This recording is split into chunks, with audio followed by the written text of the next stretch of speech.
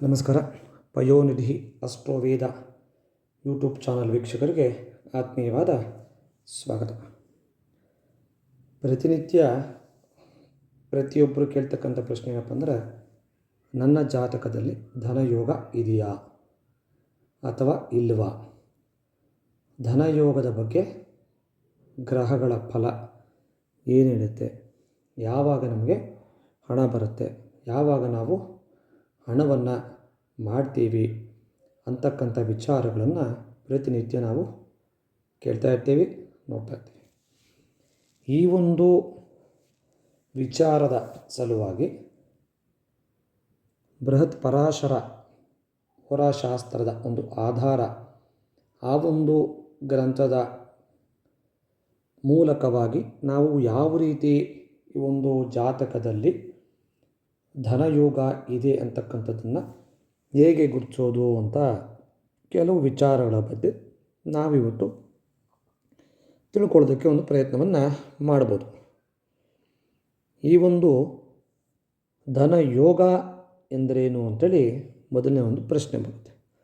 ಧನ ಅಂತಕ್ಕಂಥದ್ದು ಸಂಪತ್ತು, ಆದಾಯ, ಆಸ್ತಿ, ಒಂದು ಆರ್ಥಿಕ ಸ್ಥಿರತೆಯನ್ನು ನೀಡ್ತಕ್ಕಂಥ ಒಂದು ಗ್ರಹ ಸಂಯೋಗಗಳನ್ನು ಧನಯೋಗ ಎಂದು ಕರಿತೀವಿ. ಅಂದರೆ ನಮಗೆ ಪಾಸಿಟಿವ್ ವೈಬ್ರೇಷನ್ಸ್ ಯಾವ ಗ್ರಹಗಳ ಮೂಲಕ ಧನ ಅಂತಕ್ಕಂಥದ್ದು ಆಕರ್ಷಿತ ಆಗತ್ತೆ, ಹೆಚ್ಚು ರೀತಿಯಲ್ಲಿ ಆ ಒಂದು ಹಣ ಬಂದಾಗ ನಾವು ವಿಶೇಷವಾಗಿ ಆ ಗ್ರಹಗಳ ಮೂಲಕ ಧನಯೋಗ ಅಂತಕ್ಕಂಥದ್ದು ತಿಳ್ಕೊಳ್ಳೋದಕ್ಕೆ ಪ್ರಯತ್ನವನ್ನು ಮಾಡ್ಬೋದು. ಈ ಒಂದು ವಿಚಾರವಾಗಿ ಪರಾಶರ ಪ್ರಕಾರ ಯಾವ ಜ್ಯೋತಿಷ್ಯದ ಮೂಲಕವಾಗಿ ಈ ಒಂದು ಧನ ಭಾವಕ್ಕೆ ಯಾವ ಮನೆಗಳು ಕಾರಣ ಆಗತ್ತೆ ಅಂತಕ್ಕಂಥದ್ದನ್ನು ಮೊದಲಿಗೆ ಕುಂಡಲಿಯ ಮುಖಾಂತರ ನಾವು ತಿಳ್ಕೋಬೇಕು. ಪ್ರಾರಂಭದಲ್ಲಿ 2ನೇ ಭಾವ ಧನ ಭಾವ ಮತ್ತು 11ನೇ ಭಾವ ಲಾಭಸ್ಥಾನ ಅಂತ ಹೇಳ್ತೀವಿ. ಮತ್ತು 5ನೇ ಭಾವ 5ನೇ ಮನೆ ಪೂರ್ವ ಪುಣ್ಯ ಸ್ಥಾನ, ಮತ್ತು 9ನೇ ಭಾವ ಅಂದರೆ ಭಾಗ್ಯಸ್ಥಾನ ಅಂಥೇಳಿ ಕರಿತೀವಿ. ಇವುಗಳ ಅಧಿಪತಿಗಳು ಇದಕ್ಕೆ ತುಂಬ ಇಂಪಾರ್ಟೆಂಟ್ ಆಗುತ್ತೆ. ಮತ್ತು ಈ 2, 5, 9, 11 ಈ ಭಾವಗಳ ಅಧಿಪತಿಗಳು ಯಾರ ಜೊತೆ, ಯಾವ ಗ್ರಹಗಳ ಜೊತೆಯಲ್ಲಿದೆ, ಮತ್ತು ಯಾವ ರಾಶಿಗಳಲ್ಲಿದೆ, ಉಚ್ಚ ಸ್ಥಾನದಲ್ಲಿದೆಯಾ, ನೀಚ ಸ್ಥಾನದಲ್ಲಿದೆಯಾ, ಶತ್ರು ಕ್ಷೇತ್ರದಲ್ಲಿದೆಯಾ, ಮಿತ್ರ ಕ್ಷೇತ್ರಗಳಲ್ಲಿದೆಯಾ ಅಂತಕ್ಕಂಥದ್ದ ಮೂಲಕ ಆ ಧನ ಯೋಗ ಅಂತಕ್ಕಂಥದ್ದು ನಮಗೆ ಸಿಗುತ್ತೆ. ವಿಶೇಷವಾಗಿ ಈ ಒಂದು ಪ್ರಮುಖವಾಗಿ ಧನಯೋಗಗಳು ಯಾವ ರೀತಿ ಜಾತಕದಲ್ಲಿ ನಾವು ಅನಲೈಸ್ ಮಾಡ್ಬೋದು ಅಂದರೆ, 2ನೇ ಭಾವದ ಅಧಿಪತಿ 11ನೇ ಭಾವದ ಅಧಿಪತಿಯೊಂದಿಗೆ ಸಂಬಂಧ ಹೊಂದಿದ್ದರೆ ಒಳ್ಳೆಯ ಉತ್ತಮ ಆದಾಯವನ್ನು ಗಳಿಸ್ತಾ ಇರ್ತಾರೆ. ಮತ್ತು ಹಣವನ್ನು ಹಾಗೆ ಸಂಗ್ರಹಿಸುವ ಒಂದು ಸಾಮರ್ಥ್ಯ ಈ ವ್ಯಕ್ತಿಗೆ ಹೇರಳವಾಗಿರುತ್ತೆ ಅಂತೇಳಿ ಹೇಳ್ಬೋದು. ಅಂದರೆ ಯಾವ ರೀತಿ ಅಂದರೆ, 2ನೇ ಮನೆಯ ಅಧಿಪತಿ 11ನೇ ಭಾವದ ಅಧಿಪತಿಗೆ ಲಿಂಕ್ ಆಗಿರಬೇಕು. 2ನೇ ಮನೆಯ ಅಧಿಪತಿ 11ನೇ ಮನೆಯಲ್ಲಿದ್ದಾಗ, ಅಥವಾ 11ನೇ ಭಾವದ ಅಧಿಪತಿ 2ನೇ ಮನೆಯಲ್ಲಿ ಇದ್ದಾಗ, ಅಥವಾ ಇಬ್ಬರು 2ನೇ ಮನೆ ಅಧಿಪತಿ 11ನೇ ಮನೆ ಅಧಿಪತಿ ಯಾವುದೇ ಬೇರೆ ಮನೆಗಳಲ್ಲಿ ಇದ್ದಾಗ, ಈ ಮೂಲಕ ಇದ್ದಾಗ ಒಂದು ಉತ್ತಮವಾಗಿರ್ತಕ್ಕಂಥ ಆದಾಯವನ್ನು ಸಂಪಾದನೆಯನ್ನು ಮಾಡ್ತಾ ಇರ್ತಾರೆ ಅಂತೇಳಿ ಹೇಳ್ಬೋದು. 2ನೇ ವಿಧಾನ 5ನೇ ಮತ್ತು 9ನೇ ಭಾವದ ಅಧಿಪತಿಗಳು ಸೇರಿದ್ದರೆ ಭಾಗ್ಯದಿಂದ ಹಣ ಹೂಡಿಕೆಗಳಿಂದ ಲಾಭ ಆಗುತ್ತೆ ಅಂತೇಳಿ ಹೇಳ್ಬೋದು. ಯಾವ ರೀತಿ ಅಂದರೆ, 5ನೇ ಮನೆ ಅಧಿಪತಿ ಬಂದು 9ನೇ ಮನೆಯಲ್ಲಿದ್ದಾಗ, ಅಥವಾ 9ನೇ ಮನೆಯ ಅಧಿಪತಿ ಬಂದು 5ನೇ ಮನೆಯಲ್ಲಿದ್ದಾಗ, ಅಥವಾ 5, 9ನೇ ಭಾವದ ಅಧಿಪತಿಗಳು ಒಂದೇ ಮನೆಯಲ್ಲಿ ಇದ್ದಾಗ ಇವರಿಗೆ ಭಾಗ್ಯದಿಂದ, ಅಂದರೆ ಲೇವಾದೇವಿ ಹೂಡಿಕೆಗಳು ಬಿಸ್ನೆಸ್ಸಲ್ಲಿ ಮಾಡೋದರಿಂದ ಒಳ್ಳೆಯ ಲಾಭ ಸಿಗುತ್ತೆ ಅಂತೇಳಿ ಜ್ಯೋತಿಷ್ಯದ ಮೂಲಕ ತಿಳ್ಕೊಬೋದು. ಮತ್ತು 3ನೇ ಮೆಥಡ್ ಯಾವ ರೀತಿ ಅಂದರೆ, ಲಗ್ನಾಧಿಪತಿ ಮತ್ತು 2ನೇ ಭಾವದ ಅಧಿಪತಿಯ ಸಂಬಂಧ. ಎಕ್ಸಾಂಪಲ್ ಅಂದರೆ ಮೇಷ ಲಗ್ನ ಅಂತ ಇಟ್ಕೊಳ್ಳಿ. ಆ ಮೇಷ ಲಗ್ನದ ಅಧಿಪತಿ ಬಂದು ಕುಜ, ಎರಡನೇ ಅಧಿಪತಿ ಬಂದು ವೃಷಭ, ಅಂದರೆ ಮೇಷದಿಂದ ಹೇಳ್ತಾ ಇದ್ದೀನಿ, ವೃಷಭ ಎರಡನೇ ಮನೆ ಆಗುತ್ತೆ. ಅದು ಧನ ಎರಡನೇ ಮನೆ, ಧನಸ್ಥಾನ ಆಗುತ್ತೆ. ಈ ಲಗ್ನಾಧಿಪತಿ ಬಂದು ಕುಜ ಮೇಷಕ್ಕೆ. ಕುಜ ಬಂದು ಶುಕ್ರನ ಜೊತೆಯಲ್ಲಿ ಇದ್ದಾಗ ಅದೇ ಸಂಬಂಧ ಯಾವುದಾದ್ರೂ ಇದ್ದರೆ, ಅಂದರೆ ಶುಕ್ರ ಕುಜ ಕಾಂಬಿನೇಷನ್ ಆಗಿದ್ದರೆ, ಈ ಒಂದು ಮೂಲಕ ಜಾತಕದಲ್ಲಿ ಇದ್ದಾಗ ಸ್ವಂತ ಪರಿಶ್ರಮದಿಂದ ಸಂಪತ್ತನ್ನು ಗಳಿಸ್ತಕ್ಕಂಥ ಒಂದು ಯೋಗ ಈ ವ್ಯಕ್ತಿಗೆ ಸಿಗುತ್ತೆ ಅಂತೇಳಿ ಹೇಳ್ಬೋದು. ಅಂದರೆ ಅವರ ಪಿತ್ರಾರ್ಜಿತ ಆಸ್ತಿ ಆಗಲಿ ಅಥವಾ ಬೇರೆ ಮೂಲಕ ಆಸ್ತಿ ಆಗಲಿ ಇವರಿಗೆ ಯಾವುದೂ ಬರೋದಿಲ್ಲ. ಇವರೇ ಕಷ್ಟಪಟ್ಟು ಶ್ರಮವನ್ನು ವಹಿಸಿ ಹೇರಳವಾಗಿ ಒಂದು ಸಂಪತ್ತನ್ನು ಗಳಿಸ್ತಕ್ಕಂಥ ಒಂದು ಯೋಗ ಈ ವ್ಯಕ್ತಿಗೆ ಸಿಗುತ್ತೆ ಅಂತೇಳಿ ಹೇಳ್ಬೋದು.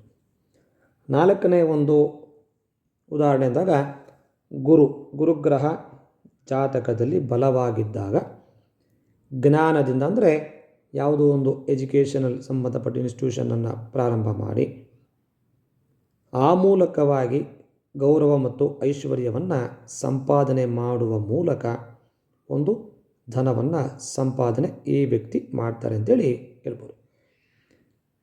ಮತ್ತು ಐದನೇ ಮೆಥಡ್ ಅಂದರೆ 11ನೇ ಭಾವ ಬಲವಾಗಿದ್ದಾಗ, ಅಂದರೆ 11ನೇ ಮನೆಯ ಅಧಿಪತಿ ಉಚ್ಚ ಸ್ಥಾನದಲ್ಲಿದ್ದಾಗ, ಮಿತ್ರ ಕ್ಷೇತ್ರಗಳಲ್ಲಿದ್ದಾಗ ಅಥವಾ ಕೇಂದ್ರ 1, 4, 7, 10 ಅಥವಾ ತ್ರಿಕೋಣ 1, 5, 9 ಈ ಮನೆಗಳಲ್ಲಿ 11ನೇ ಭಾವದ ಅಧಿಪತಿ ಇದ್ದಾಗ ನಿರಂತರವಾಗಿ ಇವರಿಗೆ ಆದಾಯ ಬರ್ತಾ ಇರುತ್ತೆ. ಯಾವುದೋ ಒಂದು ಮೂಲಕ, ಅಂದರೆ ವ್ಯಾಪಾರ ಮಾಡುವ ಮೂಲಕ ಒಳ್ಳೆಯ ಲಾಭವನ್ನು ಗಳಿಸಿ ಪ್ರತಿನಿತ್ಯ ಹಣವನ್ನು ನೋಡ್ತಾ ಇರ್ತಾರೆ.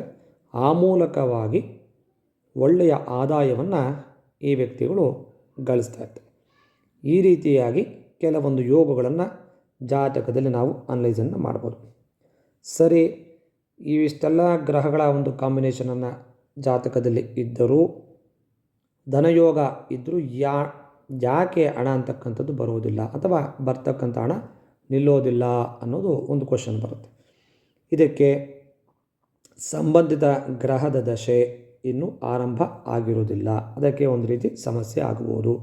ಅಥವಾ ಆ ಒಂದು ಗ್ರಹ ನೀಚವಾಗಿರಬಹುದು, ಅಥವಾ ಪಾಪ ಗ್ರಹಗಳ ದೃಷ್ಟಿಗೆ ಒಳಗಾಗಿದ್ದಾಗ ಸ್ವಲ್ಪ ಸಮಸ್ಯೆ, ಅಂದರೆ ಹಣ ಅಂತಕ್ಕಂಥದ್ದು ನಿಲ್ಲೋದಿಲ್ಲ, ಬರೋದಿಲ್ಲ ಅಂತೇಳಿ ಹೇಳ್ಬೋದು. ಅಥವಾ ಆ ಒಂದು ಧನಾಧಿಪತಿಯ ಗ್ರಹಗಳು 6ನೇ ಮನೆ, 8ನೇ ಮನೆ ಅಥವಾ 12ನೇ ಭಾವಗಳ ಪ್ರಭಾವದೊಂದಿ ಇದ್ದಾಗ ಹೆಚ್ಚಿನ ಸಮಸ್ಯೆಯನ್ನು ತಂದುಕೊಡುತ್ತೆ ಅಂತೇಳಿ ಹೇಳ್ಬೋದು.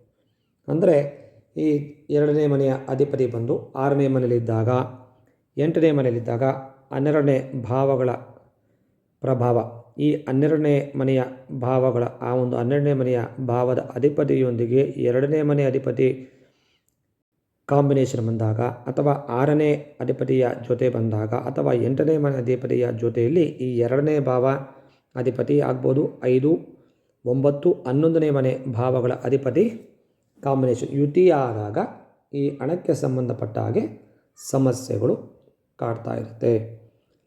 ಹಾಗಾಗಿ ಈ ಒಂದು ಹಣದ ಒಂದು ಧನ ಯೋಗ ಅಂತಕ್ಕಂಥದ್ದು ಕೇವಲ ನಾವು ಈ 2, 5, 9, 11ನೇ ಭಾವಗಳು ಬಲವಾಗಿದ್ದರೆ ಸಾಲದು. ಈ ಗ್ರಹಗಳ ಕಾಂಬಿನೇಷನ್ನು, ಆ ಗ್ರಹಗಳು ಯಾರ ಜೊತೆ ಯುತಿಯಾಗಿದೆ, ಯಾವ ಗ್ರಹಗಳ ದೃಷ್ಟಿಗೆ ಒಳಪಟ್ಟಿದೆ, ಮತ್ತು ಯಾವ ಗ್ರಹಗಳ ಜೊತೆ ಯುತಿಯಾಗಿದೆ, ಯಾವ ಮನೆಗಳಲ್ಲಿ 6, 8, 12 ಈ ರೀತಿಯಾಗಿ ಮನೆಗಳ ಇಲ್ಲಿದ್ದಾಗ ಸ್ವಲ್ಪ ಹಣಕ್ಕೆ ಸಂಬಂಧಪಟ್ಟ ಹಾಗೆ ತೊಂದರೆಗಳನ್ನು ಕೊಡ್ತಾ ಇರುತ್ತೆ ಅಂತೇಳಿ ಈ ಒಂದು ವಿಚಾರವನ್ನು ತಿಳ್ಕೊಬೋದು. ವಿಶೇಷವಾಗಿ ಧನ ಯೋಗ ಇದೆ ಅಂದರೆ ಎಲ್ಲರೂ ಕೋಟ್ಯಾಧಿಪತಿಗಳಾಗ್ತಾರೆ ಅಂತಕ್ಕಂಥದ್ದು ಅಲ್ಲ ಅಂತಕ್ಕಂಥದ್ದ ವಿಚಾರವನ್ನು ನಾವು ತಿಳ್ಕೊಬೇಕಾಗತ್ತೆ. ಕಾರಣ ಕೇವಲ ಈ ಒಂದು ಯೋಗಗಳು ಇದ್ದ ಮಾತ್ರಕ್ಕೆ ಹಣ ಬರುತ್ತೆ ಅಂತಲ್ಲ. ಗ್ರಹ ಬಲ, ದಶ ಮತ್ತು ಗೋಚಾರ ಮತ್ತು ವೈಯಕ್ತಿಕ ಒಂದು ಪರಿಶ್ರಮ ಇವೆಲ್ಲ ಸೇರಿ ಫಲ ಕೊಡುತ್ತೆ ಅಂತೇಳಿ ಈ ಒಂದು ಕಾನ್ಸೆಪ್ಟ್ ಮುಖಾಂತರ ನಾವು ತಿಳ್ಕೊಬೇಕಾಗತ್ತೆ. ನನ್ನ ಜಾತಕದಲ್ಲಿ ಈ ರೀತಿಯ ಯೋಗ ಇದೆ, ಆದರೆ ಹಣ ಬರಲಿಲ್ಲ ಅಂದರೆ ಅದಕ್ಕೆ ಕಾರಣ ಪರಿಶ್ರಮ ಅಂತಕ್ಕಂಥದ್ದು ಇಲ್ಲ, ಗ್ರಹ ಬಲ ಇಲ್ಲ, ಆ ಒಂದು ಗ್ರಹಗಳ ದಶೆ ಅಂತಕ್ಕಂಥದ್ದು ಸರಿ ಇಲ್ಲ, ಅಥವಾ ಗೋಚಾರದಲ್ಲಿ ಆಗ್ತಾ ಇರ್ತಕ್ಕಂಥ ಬದಲಾವಣೆ ಇದೆಲ್ಲವೂ ಕಾರಣ ಆಗುತ್ತೆ ಅಂತಕ್ಕಂಥದ್ದನ್ನು ತಿಳ್ಕೊಬೇಕಾಗತ್ತೆ. ಅದಕ್ಕೆ ಕೇವಲ ಒಂದೇ ರೀತಿಯಲ್ಲಿ ನಾವು ವಿಚಾರಗಳನ್ನು ತಿಳ್ಕೊಳ್ಳೋದಕ್ಕೆ ಆಗೋದಿಲ್ಲ. ಇವೆಲ್ಲ ನೋಡಿದಾಗ ಆ ಧನ ಯೋಗ ಇದೆ ಇಲ್ಲ ಅಂತಕ್ಕಂಥದ್ದು ವಿಚಾರಗಳನ್ನು ತಿಳ್ಕೊಳ್ಳೋದಕ್ಕೆ ನಾವು ಪ್ರಯತ್ನವನ್ನು ಮಾಡಬೇಕಾಗತ್ತೆ.